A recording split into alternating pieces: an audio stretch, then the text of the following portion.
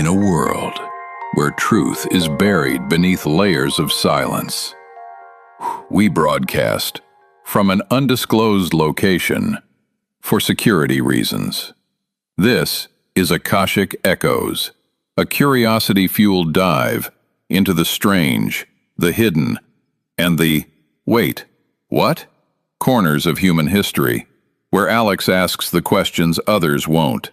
Dr. X opens doors you didn't know existed, and Titus keeps things just grounded enough to follow the thread. It's part investigation, part storytelling, and part late night, what if everything we know is slightly off? We're not here to hand you truth, wrapped in certainty, only to spark thought, entertain the mind, and maybe raise an eyebrow or two. So tune in, enjoy the ride, and remember, take everything with a grain of salt, preferably the size of a small asteroid. Tonight's question is a simple one, at least on the surface. What if the human mind wasn't just studied, but quietly weaponized? Dr. X. MK Ultra. Most people have heard the name. Few understand what it actually was. So let's start here. What was MK Ultra, really? MK Ultra was not a single experiment.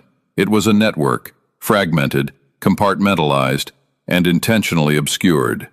Officially, it was a CIA program exploring mind control during the Cold War. Right, Dr. X? Alex. Unofficially, it was an attempt to answer a far more dangerous question. Can human consciousness be broken and rewritten? And when you say Dr. X, rewritten, are we talking influence or full control? Control was the ambition. Influence was the result. They explored hypnosis, sensory deprivation, psychological conditioning, and, most infamously, psychoactive substances like LSD. Not in controlled environments, but often on unwitting subjects.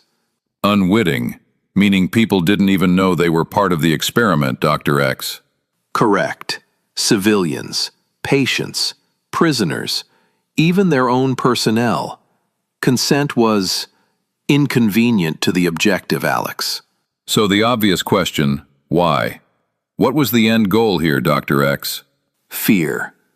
During the Cold War, the United States believed its adversaries had already cracked mind control. The idea wasn't just to catch up, but to surpass. To create operatives who could resist interrogation or carry out actions without conscious awareness, Alex. Dr. X, you're describing something close to a programmed individual. That's exactly what they were chasing. Dr. X, our AI Titus has some comments. Titus? Just to ground this, there is verified docs that MK Ultra existed and involved unethical experiments, including drug testing without consent. However, evidence for fully successful, mind-controlled agents remains unproven. Thanks, Alex. Dr. X, Titus brought an important distinction. The program is real. The outcomes, still debated. Debated publicly, classified privately. Alex. Let's go there. In 1973, a large number of MK Ultra docs were destroyed. That alone raises questions. What do you think was in those files, Dr. X? Failures and breakthroughs. Alex, destruction of records is rarely about hiding incompetence. It's about protecting something that worked, or almost worked. So the idea that MK Ultra ended might not be the full story, Dr. X. Programs don't disappear, Alex. They evolve. Names change. Oversight shifts. Objectives refine. If you were close to mastering influence over human perception, would you stop, Alex? Or would you just stop calling it MK Ultra? Let's bring it forward. People listening right now might be wondering, does any of this connect to the modern world? Not in the way people imagine, Alex. No hidden switches flipping in crowds. But influence, conditioning, behavioral shaping, those didn't disappear. They became more sophisticated, less visible, more integrated into everyday systems. So, Dr. X, Instead of controlling individuals directly, shaping environments that guide behavior? Exactly. Alex. Titus? There's strong evidence today in behavioral psychology, advertising, and algorithm design showing how human decisions can be influenced at scale without the need for extreme methods like those used in MK Ultra. Alex. So Dr. X, maybe the real evolution wasn't brute force mind control, but subtle, scalable influence. The most effective control is the kind you don't notice, Alex. Which brings us back to the question we started with, Dr. X.